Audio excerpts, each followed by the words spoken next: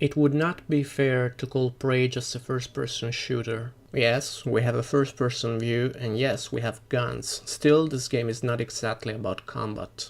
We will take the role of a scientist lacking any kind of military training, which reminds us of Gordon Freeman from Half-Life. Just like in the masterpiece made by Valve, we will find ourselves stuck in a bad place, surrounded by an alien invasion in an orbiting space station. Prey is more like a first-person adventure with several stealth elements and some serious tension, almost like if we were in a horror game. The atmosphere seems somehow inherited from the beautiful System Shock. This is good stuff.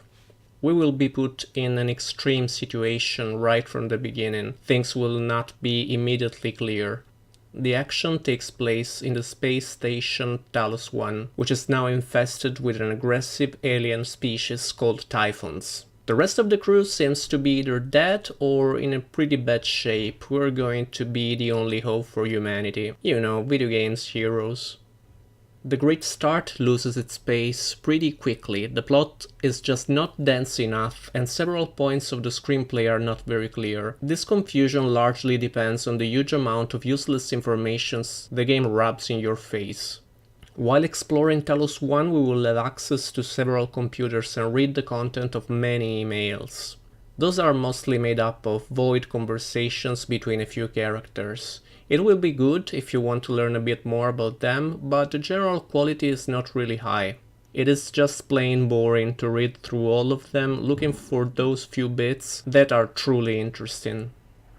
Still, if you don't want to miss some of the coolest revelations, insights and details, you will have to deal with a good amount of mediocre texts. Sadly, Prey lacks the high-quality narrative of games like BioShock or Half-Life, and considering its captivating setting, it is really a shame. Speaking about the game mechanics, exploration is what the game wants you to focus on. There are primary objectives and secondary missions. We can keep track of them with the maps we will download from the terminals in every area.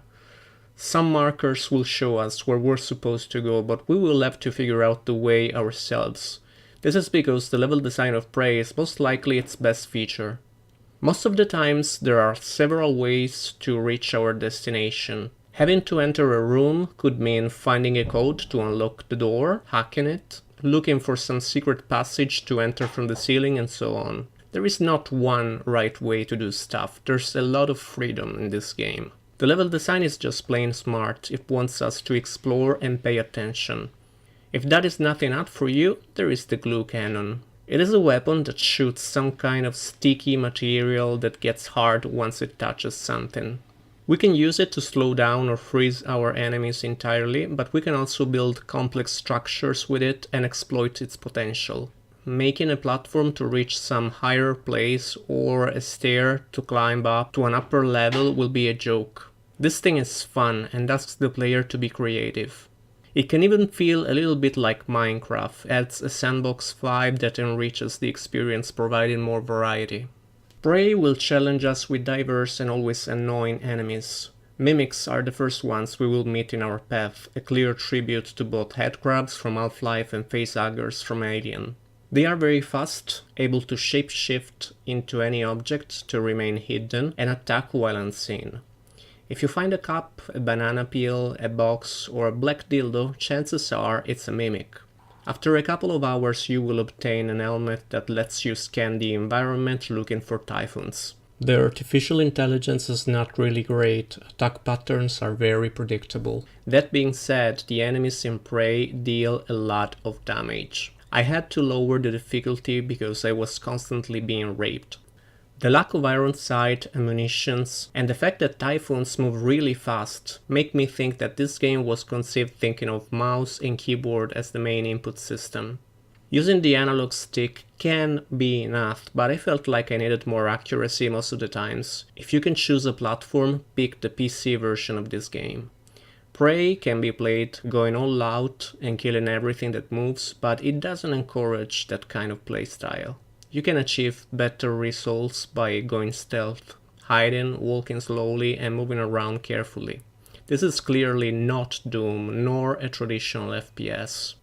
During the game, you will learn new skills and abilities through a progression system very similar to the one found in Deus Ex.